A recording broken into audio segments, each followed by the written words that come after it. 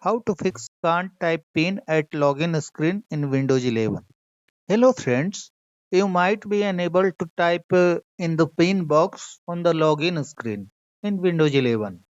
When typing, the keyboard keys don't work. Follow the steps to fix it. Click on search, type control, click on control panel, click on category for view by and select large icons. Over here, click on power options. Click on this link, choose what the power button does. Click on this link, change settings that are currently unavailable